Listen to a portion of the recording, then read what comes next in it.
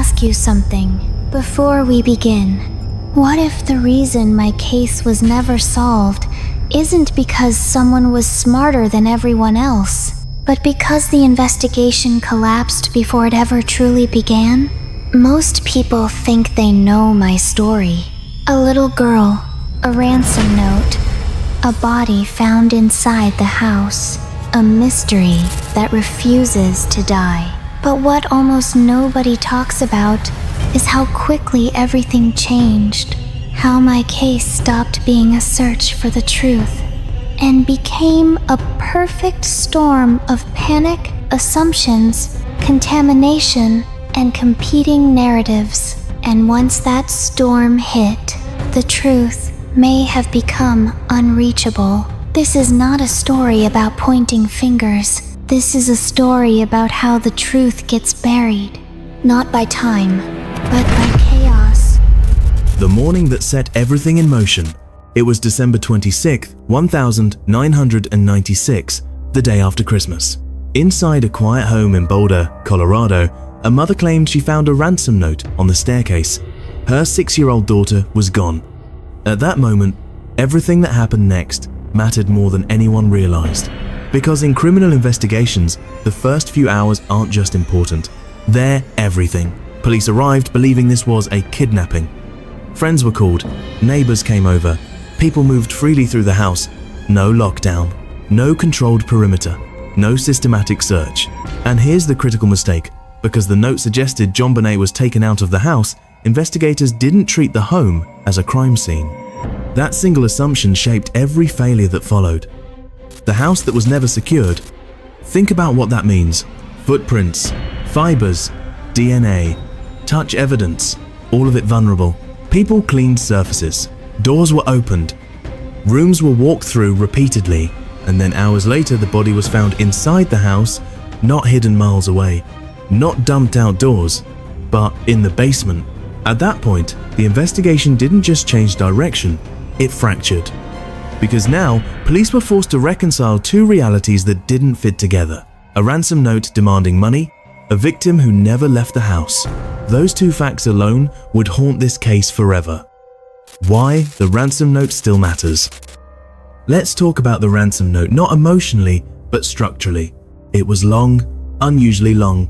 It contained theatrical language, threats, percentages, and oddly specific instructions. It referenced money that closely matched a recent bonus earned by JonBenét's father. And perhaps most unsettling of all, it was written using pen and paper from inside the house.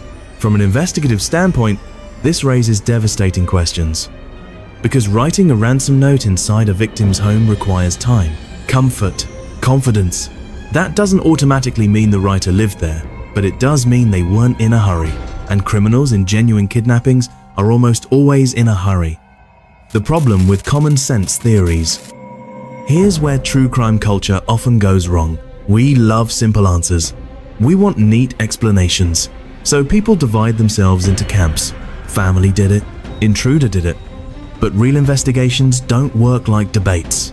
They work on probability, evidence, integrity, and behavioral consistency. And in this case, every theory hits a wall. If the family was involved, then the staging would have required extraordinary coordination, including strangulation that occurred while the child was still alive. If an intruder was involved, then that intruder entered quietly, wrote a note inside the house, committed the crime, and left without clear physical traces. Neither scenario fits cleanly. And that's the problem. The autopsy that complicated everything. The medical findings didn't simplify the case, they complicated it. JonBenét suffered a head injury. She was also strangled. And the strangulation wasn't incidental, it was fatal. This matters because it changes the timeline. It suggests she was alive during part of the assault, which immediately challenges theories of accidental death followed by staging. At the same time, the device used in the strangulation involved a paintbrush from inside the home. Again, access, opportunity, familiarity, but familiarity doesn't equal guilt. And access doesn't equal identity. What it equals is ambiguity. The evidence that both solved and destroyed the case won. DNA evidence should have been the turning point. Instead, it became one of the most misunderstood elements of the entire case. Unidentified male DNA was found on JonBenét's clothing, It did not match any family member. At first, this appeared to support the intruder theory, but later testing raised another possibility, that the DNA may have been transferred during manufacturing. If that's true, then the DNA doesn't identify a killer at all. It identifies contamination, which means the strongest piece of objective evidence might not point to anyone, and once that door opens, certainty collapses. Suspects, confessions, and the illusion of resolution. Over the years, suspects emerged. Some were neighbors, some were acquaintances, some confessed. But here's the uncomfortable truth about confessions in high-profile cases. False confessions are disturbingly common. People insert themselves into famous crimes for attention, compulsion, delusion, or notoriety, especially when the case is emotionally charged and unresolved. And in this case, every major confession failed one test. It didn't align with verifiable evidence. Timelines didn't match, locations didn't match, DNA didn't match, and law enforcement eventually acknowledged that. The grand jury revelation that changed nothing. Years later, the public learned that a grand jury had voted to indict the parents, but the indictment was never signed. This detail alone fueled decades of speculation. But here's what rarely gets explained. A grand jury doesn't determine guilt. It determines whether charges could be filed, and prosecutors must decide whether they can actually win the case in court. In this situation, the district attorney believed the evidence wasn't strong enough. That doesn't mean innocence. It doesn't mean guilt. It means uncertainty. And uncertainty doesn't survive well in the court of public opinion. How media turned ambiguity into accusation. This case didn't just play out in police files. It played out on television, talk shows, headlines. Speculation masquerading as analysis. The Ramseys were not just investigated, they were scrutinized, dissected, and judged in real time. Once public narratives harden, they rarely soften. And that's another reason this case stalled. Because when investigators are pressured by public outrage instead of evidence, mistakes multiply. The question nobody wants to ask. Here's the hardest question in this entire case. What if the truth is unknowable now? Not because people don't care, but because the original evidence was compromised beyond repair. Crime scenes don't forgive early errors. They remember them forever. And when the foundation is unstable, no amount of later analysis can fully correct it. Why this case still haunts us.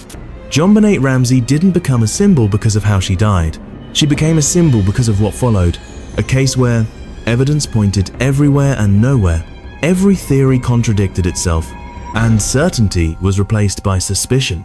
It reminds us that justice isn't guaranteed, that truth isn't automatic, and that sometimes the system fails not maliciously but humanly. The final reality. No matter what you believe happened in that house, one fact remains unchanged. A child lost her life, and the truth, whatever it is, may never be fully known. Not because people stopped searching, but because the search began on unstable ground, and once that happens, even decades of effort may not be enough to recover what was lost. Closing reflection. The JonBenét Ramsey case doesn't just ask who did it. It asks something far more unsettling. What happens when the truth disappears not into darkness, but into noise? Because sometimes the loudest cases are the ones where the answers are the hardest to hear. And sometimes the real tragedy isn't just the crime itself, but the silence that follows.